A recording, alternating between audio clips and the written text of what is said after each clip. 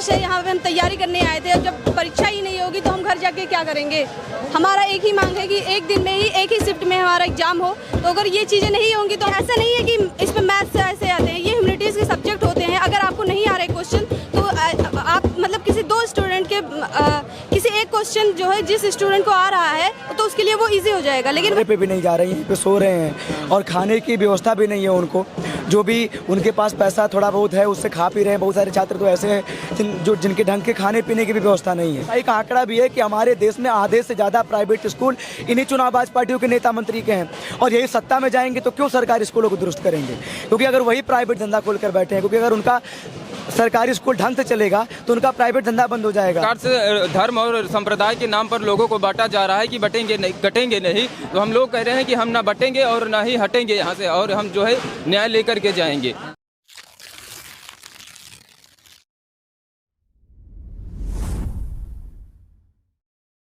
तमाम लगातार आपको वीडियो दिख रही होंगी। उत्तर प्रदेश लोक सेवा आयोग के बाहर से तमाम बच्चे धरना दे रहे हैं। 1, 2, 10, 100 नहीं, लगातार कई हजार बच्चे यहाँ प्रोटेस्ट पे बैठे हैं और अपने मांगों को लेकर लगातार 3 दिनों से यहाँ धरना प्रदर्शन कर रहे हैं। लगातार हमारे चैनल पे आपको वीडियो नज़र आ रही होगी। लेकिन जो मौजूदा सत्ता में बैठे लोग हैं और जो अंदर अधिकारी बैठे हैं वो तो साहब माशाअल्लाह किस तरीके से काम कर रहे हैं आपको नज़र ही आ जा रहा है।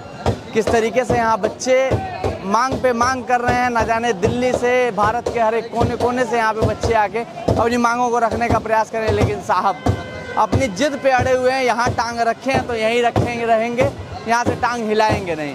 क्या नाम है? बबीता। बबीता कहाँ से आई है? बबीता सुल्तानपुर से। सुल्तानपुर से कितना किलोमीटर होगा लगभग यहाँ से? यहाँ से 111 या 120 ऐसे ही लगभग है। 120। कितने दिनों से प्रोटेस्ट कर रही हैं यहाँ पे? यहाँ से 3 दिनों से 11 तारीख से हम लोगों का प्रोटेस्ट जारी है। प्रोटेस्ट जारी है तो क्यों यहाँ पे आके प्रोटेस्ट कर रही हैं? घर जाइए, आराम से पढ़िए लिखिए, क्यों वहाँ टाइम वेस्ट कर रही हैं? घर जाके हम क्या करेंगे। हमारा मेन उद्देश्य है, यहाँ पे हम तैयारी करने आए थे। जब परीक्षा ही नहीं होगी तो हम घर जाके क्या करेंगे। हमारा एक ही मांग है कि एक दिन में ही एक ही शिफ्ट में हमारा एग्जाम हो। तो अगर ये चीज़ें नहीं होंगी तो हम किस चीज़ की तैयारी करने के लिए यहाँ इलाहाबाद आए हैं। तो हमारा एक ही मांग है कि यही हो। अच्छा, आप लोग को कैसे पता लगा कि यहाँ पे प्रोटेस्ट किया जाएगा? देखिए आज सोशल मीडिया का जमाना है। ऐसा नहीं है कि कोई एक संगठन है या जो इस पूरे आंदोलन को लीड कर रही है। सभी स्टूडेंट्स सभी तैयारी कर रहे हैं। इसी सोशल मीडिया के जरिए हम लोग को इसके बारे में पता चला है। आप लोग की मांगे प्रॉपर तरीके से बहुत सरल भाषा में समझाइएगा। हमारी मांगे सिर्फ एक ही है कि ये जो नॉर्मलाइजेशन की प्रक्रिया है इसको ख़त्म किया जाए। क्योंकि देखिए जैसे कि यूपीपीसीएस है, ARO और RO का जो एग्ज़ाम है ये ऐसा नहीं है कि इस पर मैथ्स ऐसे आते हैं, ये ह्यूमैनिटीज़ के सब्जेक्ट होते हैं। अगर आपको नहीं आ रहे क्वेश्चन तो आप मतलब किसी दो स्टूडेंट के किसी एक क्वेश्चन जो है जिस स्टूडेंट को आ रहा है तो उसके लिए वो ईजी हो जाएगा। लेकिन वही क्वेश्चन जो है दूसरे स्टूडेंट को नहीं आ रहा है तो उसके लिए वो कठिन हो जाएगा। तो इसमें नॉर्मलाइजेशन की जो प्रक्रिया है वो लागू ही नहीं की जा सकती है यहाँ। यानी कि इसमें क्वेश्चन की जो डिफिकल्टी लेवल है उसको उसका आकलन नहीं किया जा सकता है। तो इसलिए यही है कि नॉर्मलाइजेशन को हटाया जाए, एक दिन में एक ही शिफ्ट में एग्जाम कराया जाए। हमारी यही मांगे हैं और आयोग से कहना है कि जब तक इसको नहीं पूरा करेगी हम डटे रहेंगे, बिल्कुल भी पीछे नहीं हटेंगे। खाना वाना खा के आई हैं? नाश्ता करके आए हैं, खाना नहीं खाए हैं क्योंकि लेट हो रहा था तो फिर आना ही पड़ा। जैसे एक बार समझिए, ये बेटियाँ हैं, घर से माँ बाप से ये कह के निकली होंगी पिताजी पढ़ाई करके एक अधिकारी बनेंगे। लेकिन साहब अंदर बैठे हुए हैं, उनको कहाँ ही मंजूर है कि ये बेटियां अधिकारी बने। साहब नॉर्मलाइजेशन लाएंगे। अंदर एसी वाले रूम में बैठ के उनके दिमाग की बत्ती इतनी तेज काम कर रही है कि तरह तरह की चीज़ें बस बदलने का काम कर रहे हैं। अभी तक कई सालों से ये एग्ज़ाम चल रहा था और इस एग्ज़ाम को एक ही शिफ्ट में कराया जा रहा था। लेकिन साहब अब कह रहे हैं कि 2 से 3 शिफ्ट में इस एग्ज़ाम को कराया जाएगा। तो ज़रा समझिए, अगर 2 से 3 शिफ्ट में एग्ज़ाम, और दूसरी चीज़ इस राज्य में लगभग 75 ज़िले हैं। कितने? लगभग 75 ज़िले हैं। और कितने ज़िलों में एग्ज़ाम कराने की बात कर रहे हैं? 41 जिलों में। 41 जिलों में देखो बच्चे। उन्होंने तो नोटिस दिया था कि 51 जिले जिसमें बताया गया था, लेकिन उन्होंने बाद में स्पष्ट किया कि 41 जिलों में एग्जाम कराएंगे। क्या नाम है आपका? चंद्र प्रकाश नाम है। कहाँ से आए हैं? मैं बस्ती जिला से आया हूँ। बस्ती से। यहाँ लगभग कितना किलोमीटर होगा? यहाँ लगभग 280 किलोमीटर हो गए हैं। 280 किलोमीटर से आ रहे हैं। कितना दिन हो गया आए हुए? यहाँ पे हम लोग 3 दिन से आंदोलन कर रहे हैं, 3 दिन से धरना प्रदर्शन कर रहे हैं। यहाँ से बहुत सारे छात्र ऐसे हैं जो कमरे पे भी नहीं जा रहे हैं, यहीं पे सो रहे हैं और खाने की व्यवस्था भी नहीं है उनको। जो भी उनके पास पैसा थोड़ा बहुत है उससे खा पी रहे हैं। बहुत सारे छात्र तो ऐसे हैं जिनके ढंग के खाने पीने की भी व्यवस्था नहीं है। भूखे प्यासे यहाँ लोग आंदोलन कर रहे हैं, लेकिन हमारे संजय श्रीनेश साहब हैं वो अय्याशी कर रहे हैं। उनको इससे कोई मतलब नहीं है कि छात्रों की मांग क्या है, उनके मुद्दे क्या हैं। नॉर्मलाइजेशन की प्रक्रिया को हम अस्वीकार करते हैं, क्योंकि जितनी बार भी आज तक नॉर्मलाइजेशन हुआ है मामला सुप्रीम कोर्ट हाई कोर्ट में अटका है, और जब भी मामला सुप्रीम कोर्ट हाई कोर्ट में अटकता है तो छात्रों नौजवानों को सालों इंतजार करना पड़ता है। एक तो कई साल इंतजार करने के बाद भर्ती निकलती है और फिर इस तरह से फिर भर्तियां जाके सुप्रीम कोर्ट हाई कोर्ट में अटक जाती हैं, तो छात्र नौजवान हताश निराश होते हैं। और आप जानते होंगे कि इलाहाबाद शहर में साल 2022 में ही 300 नौजवानों ने 1 साल के भीतर आत्महत्या की थी। पिछले फरवरी में जब आरओ और पुलिस का पेपर लीक हुआ था तो 12 नौजवानों ने केवल 3 हफ्तों के भीतर आत्महत्या इसी शहर में की थी। लेकिन हमारे देश में ना मीडिया, टीवी चैनल को इससे, जिसको गोदी मीडिया कहा जाता है, कभी इन मुद्दों को उठाते ही नहीं है कि जो छात्र नौजवान आत्महत्या कर रहे हैं उनके मुद्दों को उठाया जाए। और ये जो नॉर्मलाइजेशन की प्रक्रिया है हम लोग इसको नहीं मानते हैं। हमारा मानना है कि अगर नॉर्मलाइजेशन की प्रक्रिया अपनाई जाएगी तो एक तो विलम्ब होगा, लेट होगा, दूसरा ये भयंकर धांधली होगी। और ये सरकार जानबूझकर करती है ताकि अपने लोगों को वो सत्ता में, प्रशासन में बिठा सके। इसलिए हमारी यही मांग है कि 1 शिफ्ट 1 डे एग्जाम करवाई जाए। और जब नॉर्मलाइजेशन को जरा आसान भाषा में समझाइए।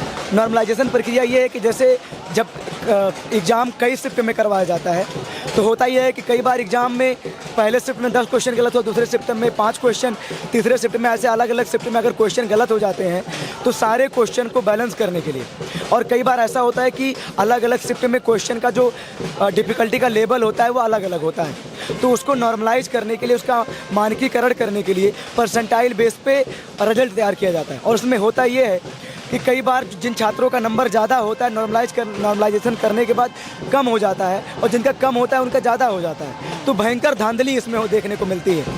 तो इसलिए नॉर्मलाइजेशन की प्रक्रिया को हम गलत मानते हैं और ये तरीके से छात्रों, नौजवानों के भविष्य के साथ खिलवाड़ है। तो हम इसको अस्वीकार करते हैं और सरकार से यही मांग करते हैं कि नॉर्मलाइजेशन को हटाया जाए और एक दिन में 1 शिफ्ट में एग्जाम करवाया जाए। और ये ऐसा नहीं कि पहली बार कोई हम मुद्दा उठा रहे हैं, जितनी बार भी आरओ का एग्जाम लिया गया है वो ऐसे ही हुआ है। तो अगर हर बार वो करवा सकते थे तो इस बार क्यों नहीं करवा रहे हैं? और इस बार सेंटर्स उत्तर प्रदेश के 75 जिलों में क्यों नहीं बना रहे हैं? देश में चुनाव होता है तो गली गली, कूचे कूचे के जो स्कूल होते हैं वहाँ पर एग्जाम चुनाव करवाने के लिए बूथ बनवा दिए जा सकते हैं, वहाँ पर चुनाव ढंग से हो जाता है। लेकिन छात्रों, नौजवानों के भविष्य के साथ खिलवाड़ हो रहा है, उनके लिए कोई एग्जाम सेंटर की व्यवस्था नहीं कराई जा रही। सारे सरकारी स्कूलों को बंद किया जा रहा है। जब सरकारी स्कूल बंद होंगे, प्राइवेट स्कूल धड़ल्ले से खुल रहे हैं और ये कह रहे हैं कि प्राइवेट स्कूल में सेंटर नहीं बनाएंगे। तो सरकारी स्कूलों को जो बंद किया, बढ़िया तो है, प्राइवेट स्कूल में सेंटर नहीं बनाएंगे, आप लोग के बढ़िया के लिए तो ऐसा नहीं, बिल्कुल हमारे बढ़िया के लिए नहीं है। पहले वो सरकारी स्कूल बंद करेंगे। और अभी आंकड़ा भी आया है ना, यूडीएसआई का आंकड़ा भी है कि हमारे देश में आधे से ज़्यादा प्राइवेट स्कूल इन्हीं चुनावबाज पार्टियों के नेता मंत्री के हैं। और यही सत्ता में जाएंगे तो क्यों सरकारी स्कूलों को दुरुस्त करेंगे? क्योंकि अगर वही प्राइवेट धंधा खोल कर बैठे हैं, क्योंकि अगर उनका सरकारी स्कूल ढंग से चलेगा तो उनका प्राइवेट धंधा बंद हो जाएगा। और अगर प्राइवेट स्कूल धड़ल्ले से खुलेंगे तो सरकारी स्कूल बंद होंगे तो फिर उनको सेंटर नहीं मिलेगा। डर नहीं लगता है? बिल्कुल डर नहीं लगता है। अगर हम अपनी मांगों को, मुद्दों को लेकर लड़ रहे हैं तो हम क्यों डरें इस बात को लेकर? हमारा मानना है कि जैसे भगत सिंह जैसे लोगों ने अपने दौर में, अपने दौर की लड़ाई के ऊपर FIR कर दिया गया, कई लोग को पकड़ के थाने में बंद कर दिया गया, आगे आपको भी कर दिया जाए, डर वर नहीं? हम लोगों को पिछले 3 दिनों से हम लोग दिशा छात्र संगठन थे, कुछ लोग इसमें से, हम लोग का जहाँ ऑफिस है, ऑफिस पे छापा डाला गया था। लगातार पुलिस का पहरा है वहाँ पे और लगातार फोन के सर्विलांस के माध्यम से हम लोगों का पीछा किया जा रहा है और गेट पे आने से रोका जा रहा है। अभी यहाँ पे कुछ छात्र पानी लेकर आ रहे थे, उनको पुलिस प्रशासन ने पानी लाने से रोक दिया था। आधार कार्ड मांग रहे थे, पुलिस प्रशासन जबरिया छात्रों, नौजवानों को रोक रही है गेट पे और तमाम जगहों पे। क्या कह रहे हैं? मेरा नाम है? मेरा नाम संजय है। कहाँ से आए हैं? प्रतापगढ़ से आया हूँ। प्रतापगढ़ से जी हाँ। क्या कह रहे हैं? मेरा कहना है, मैं पोस्टर लिया हूँ कि बटेंगे नहीं। ये तो आप नेता वाला आपने लगा दिया है। वाला नहीं है, क्योंकि आज की राजनीति को आज समझ सकते हैं, क्योंकि जिस प्रकार से धर्म और संप्रदाय के नाम पर लोगों को बांटा जा रहा है कि बटेंगे नहीं, कटेंगे नहीं, तो हम लोग कह रहे हैं कि हम ना बटेंगे और ना ही हटेंगे यहाँ से, और हम जो है न्याय लेकर के जाएंगे। तो सबसे बड़ी बात तो यही है कि जो ये आयोग का है, नॉर्मलाइजेशन खत्म किया जाए, 1 शिफ्ट में एग्जाम किया जाए। लेकिन इसके बाद छात्रों को ये जान लेना चाहिए कि अगर उनको नौकरियाँ मिलती भी है, इसके बाद भी जो ये परेशानी होने वाली है वो नहीं समझ, क्योंकि इसके बाद भी फिर पुरानी पेंशन को लेकर वो भी पेंशन को लेकर के जो है प्रदर्शन धरना करेंगे। तो छात्रों नौजवानों को ये जान लेना चाहिए कि आज के समय जो ये व्यवस्था है ये छात्रों के लिए, नौजवानों के लिए, देश के गरीब मजदूरों के लिए नहीं है। इनको हमेशा लड़ने के लिए जो है तैयार रहना चाहिए। अपने समय में भगत सिंह ने भी कहा था कि अगर कोई भी सत्ता जनता की बेसिक चीज़ों को पूरा नहीं कर पा रही है तो उसे सत्ता छोड़ देनी चाहिए या जनता उस सत्ता को खत्म कर दे। क्या नाम हुआ भैया आपका? शिवनेत कुमार सिंह, कहाँ से आए हैं? मऊ जिला से। मऊ से। लगभग कितना किलोमीटर हो गया यहाँ से? 200 किलोमीटर। और लगभग एज क्या होगी आपकी? 32 साल। जी। कितने सालों से तैयारी कर रहे हैं? IAS PCS मिला के 10 साल। तो भैया थोड़ा आगे आइए। हाँ, IAS PCS मिला के 10 साल। 10 साल हो जी गए। जी। अभी तक अगर यहाँ समय नहीं दिए होते तो कहीं और हो गया होते? बिल्कुल हो जाते। तो हम लोग बस यहाँ पर इसीलिए खड़े हैं लोक सेवा आयोग के सामने 3 दिन से नॉर्मलाइजेशन के विरोध में। जैसे पहले परीक्षाएं होती रही हैं IAS की और PCS की, समीक्षा अधिकारी की, लोक सेवा आयोग से हम लोग यही मांग करते हैं कि परीक्षा एक दिन में हो और एक शिफ्ट में हो। नॉर्मलाइजेशन का हम लोग विरोध करते हैं। नॉर्मलाइजेशन इनका केवल बहाना है अपने लोगों को, भ्रष्टाचारियों को अंदर करने का। इस वजह से हम लोग 3 दिन से आंदोलनरत हैं, विरोध कर रहे हैं। भैया डर नहीं लग रहा है? क्या क्या लिख के चल रहे हैं? नहीं भैया, काहे का डर, हाँ। भविष्य तो चौपट करने में लगे ही हैं। कैसे चौपट हो रहा है? अरे चौपट होगा नहीं, बैक डोर से IAS बना देंगे, PCS बना देंगे, नॉर्मलाइजेशन ला देंगे, तो कहाँ से काहे का डर, काहे जिंदगी तो बची ही नहीं है। घर में जाके पढ़ाई करना चाहिए, धूप में दौड़ रहे हैं झूठ में। तो भैया यहाँ शौक थोड़ी लगी है, पढ़ाई तो कर रहे हैं। जब अपने भविष्य के लिए लड़ रहे हैं, अब पढ़ाई तो कर ही रहे हैं ना। जब हक और अधिकार की बात भी नहीं कर पाएंगे तो पढ़ाई किस काम की रह जाएगी, बताइए। कहाँ से आए हैं? हम तो प्रयागराज से ही हैं। प्रयागराज से जी। कितने सालों से तैयारी कर रहे हैं? मुझे तो 1 वर्ष हो गया। 1 साल से? हाँ, 1 साल से RO की कर रहे हैं। अब ये आगे देना है। जब इसी तरह से रवैया देखेंगे तो कहाँ से मनोबल टूट जाता है ना।